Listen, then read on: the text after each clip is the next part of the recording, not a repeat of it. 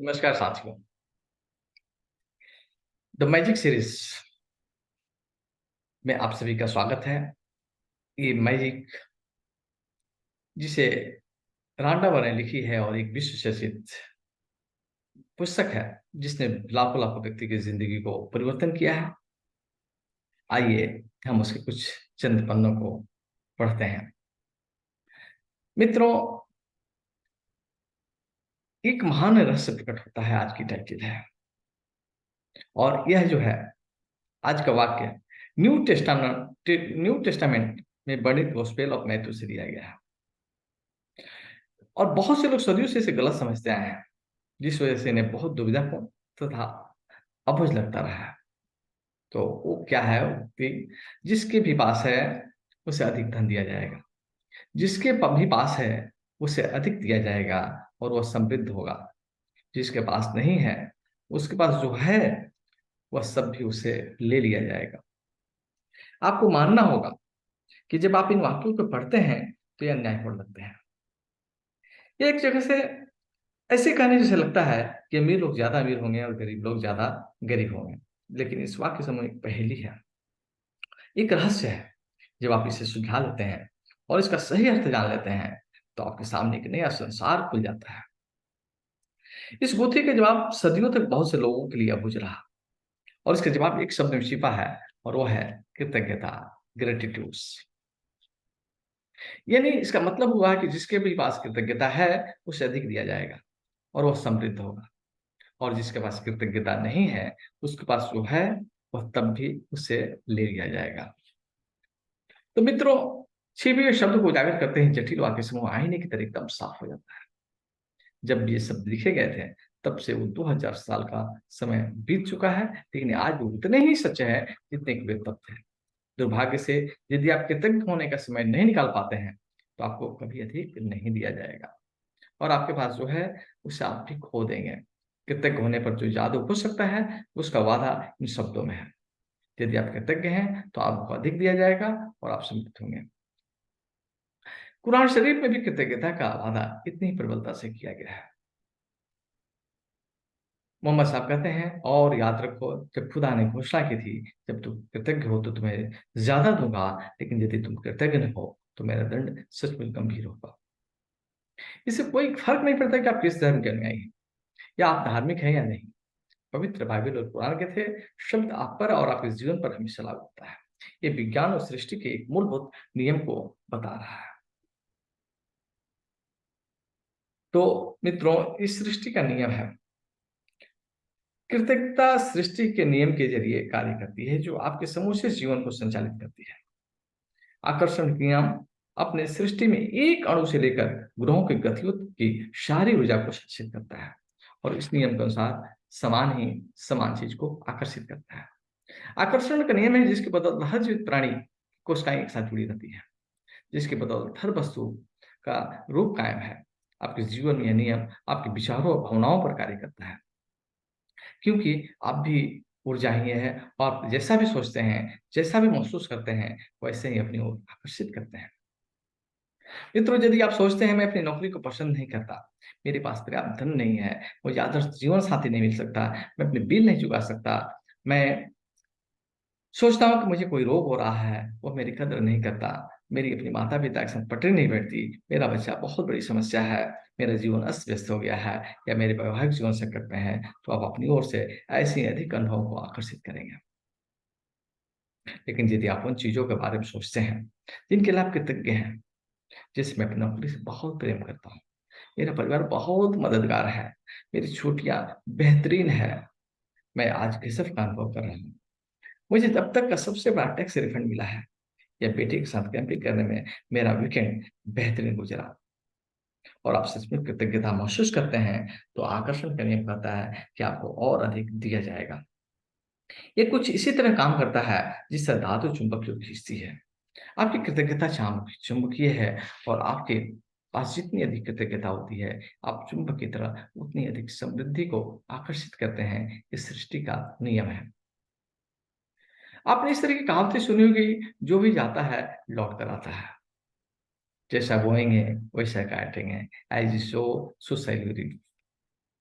आप जो देते हैं वही पाते हैं, वो या पेड़ बबूल का आम कहाँ देखा है। देखिए, सारी कहावतें उसी नियम का वर्णन कर रही है, इस सृष्टि के उस सिद्धांत का वर्णन कर रही है जिसे महान वैज्ञानिक सर आइजैक न्यूटन ने खोजा था। न्यूटन की वैज्ञानिक खोजों में सृष्टि की गति के मूलभूत नियम शामिल थे, जिनमें से एक यह है: हर क्रिया के हमेशा विपरीत और समान प्रतिक्रिया होती है। Every action has equal and opposite reactions. जब आप कृतज्ञता के विचार को न्यूटन के नियम पर लागू करते हैं तो इस प्रकार होता है: धन्यवाद देने की हर क्रिया हमेशा पाने की विपरीत प्रतिक्रिया के उत्पन्न करती है। यानी कि आप पाते हैं, और जो पाते हैं वो हमेशा आपके द्वारा दी गई कृतज्ञता है, और जो पाते हैं वो हमेशा आपके द्वारा दी गई कृतज्ञता की मात्रा के समान होगा। इसका अर्थ है कि कृतज्ञता ही क्रिया पाने की प्रतिक्रिया की शुरू कर देती है। आप जितनी ईमानदारी और गहराई से कृतज्ञता महसूस करते हैं, दूसरों से जितनी अधिक कृतज्ञता देते हैं, आप उतना ही अधिक पाएंगे। तो मित्रों, ये कृतज्ञता एक स्वर्णिम धागा है। हजारों हजार साल पहले से मानव जाति की शुरुआती अभिलेखन में भी कृतज्ञता की शक्ति के बारे में बताया गया है और इसका अभ्यास किया गया है। ये सदियों के महाद्वीपों के पार एक सभ्यता से दूसरी सभ्यता तक हस्तांतरित होती है। कृतज्ञता ईसाई, इस्लाम, यहूदी, बौद्ध, सिख और हिंदू सभी धर्मों के मूल में है। मोहम्मद ने कहा था, आपको जो विपुल समृद्धि मिली है उसके लिए कृतज्ञता सबसे अच्छी गारंटी है, ये समृद्धि जारी रखेगी। बुद्ध ने कहा था, आपके पास कृतज्ञता और खुशी के अलावा किसी चीज की कोई कारण नहीं है। लाओसे ने कहा था कि यदि आप वर्तमान परिस्थितियों से आनंद रहते हैं तो पूरा संसार आपके कदमों में होगा। कृष्ण ने कहा था कि उन्हें जो भी दिया जाता है वे उसे खुशी खुशी स्वीकार करते हैं।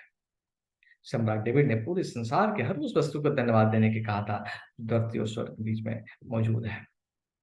और ईसा मसीह ने हर चमत्कार करने के पहले धन्यवाद कहा था। कृतज्ञता का अभ्यास ऑस्ट्रेलिया के मूल निवासियों से लेकर अफ्रीका के मशाई और जुलू तक, अमेरिकी नवाजी, जानी और शेराकी से ताहिती, एस्किमो और माओरी के वासियों के सबसे प्राचीन परंपराओं की जड़ में है। इसलिए मित्रों, जब भी आप सुबह उठें, सुबह की रोशनी के लिए धन्यवाद दें, अपने जीवन और शक्ति के लिए धन्यवाद दें, अपने भोजन और जीने के आनंद के लिए धन्यवाद दें। यदि धन्यवाद देने का कोई कारण नहीं आता तो दोष आपका ही है। इतिहास में बहुत से मशहूर लोग हुए जिन्होंने कृतज्ञता का अभ्यास किया और जिनकी उपलब्धियों ने उन्हें महापुरुषों की श्रेणी में लाकर खड़ा कर दिया। जब मोहनदास करमचंद गांधी ने कृतज्ञता का अभ्यास किया तो उनके जीवन में महात्मा शब्द जुड़े, महात्मा गांधी हो गए, राष्ट्रपिता हो गए।